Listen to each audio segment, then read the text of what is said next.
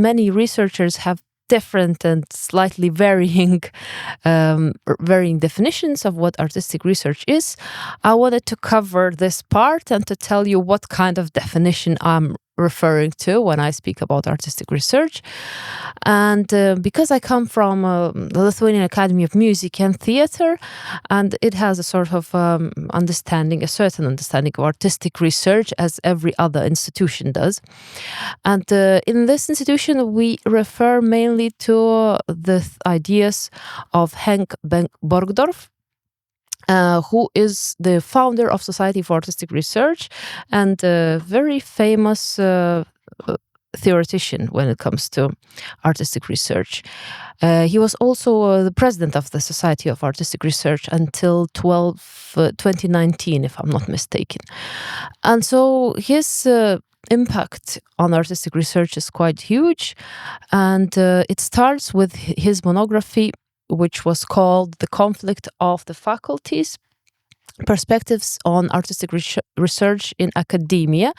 And in there, he sort of spoke about art research and divided it into 3 categories, which are pretty straightforward, and I'm going to speak about them now in order to introduce the concept of artistic research the way I understand it. So according to Borgdorf, there is research on the arts, so that includes art criticism and the history of art, where art is considered an object. Then there is research for the arts, where art is considered to be an objective. So this kind of research involves looking for new ways how to improve artistic performance. And the third one, the most complicated, but at the same time the most exciting one for me, is research in the arts. And this is the idea that that artist studies art from the inside, using his or her own methods and looking for his or her own way to improve the skill, the craft, and perhaps bring in some new ideas about how to do this better.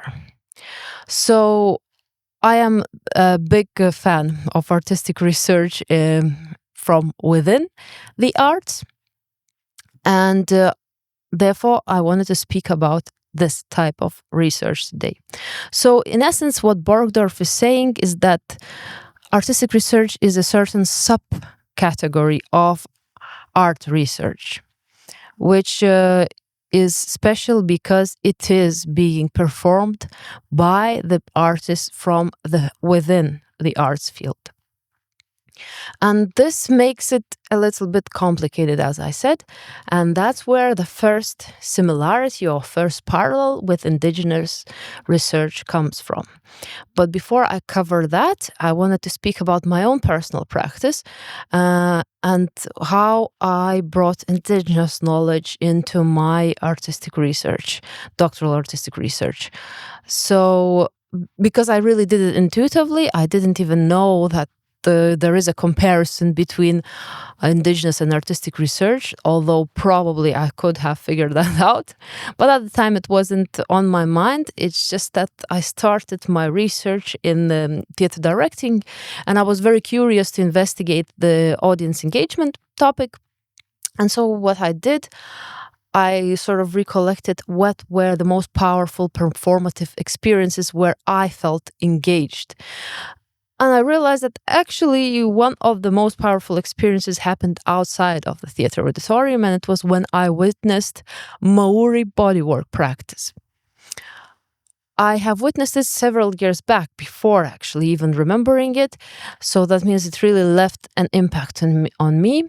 And it was a sort of a performance which was a combination of touch, massage, and dance, but it really looked like 2 bodies sort of melting into each other in a performative embrace. It was very unusual and aesthetically engaging for me. And that's why, in order to understand how it works, I realized I actually need to study it and perhaps learn to do it myself, because theoretical knowledge in such cases is not actually sufficient.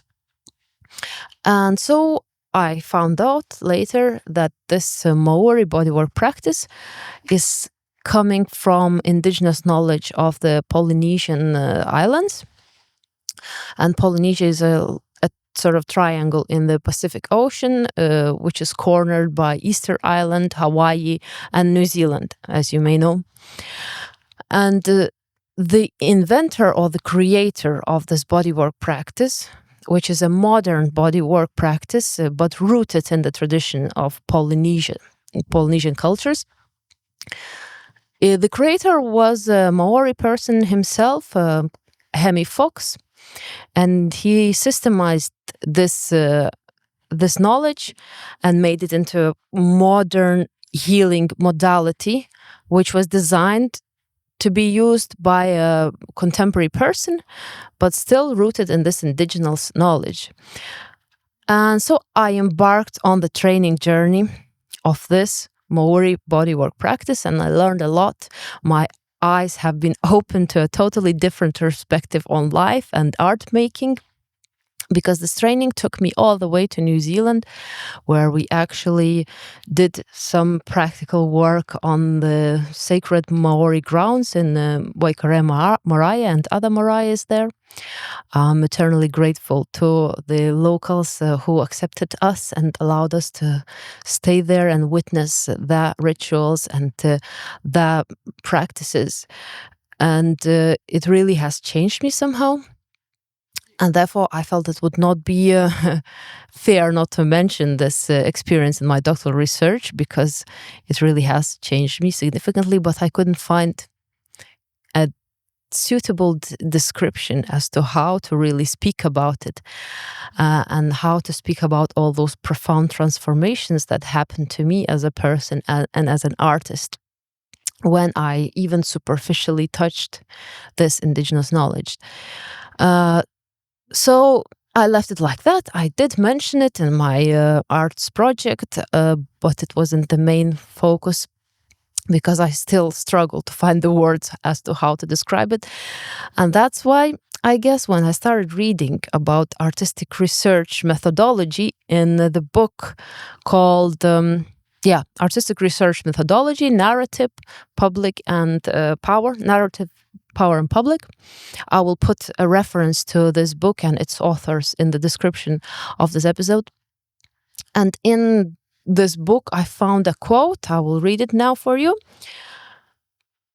In terms of their relationship with scientific knowledge, the indigenous knowledge faces a wall of articulation.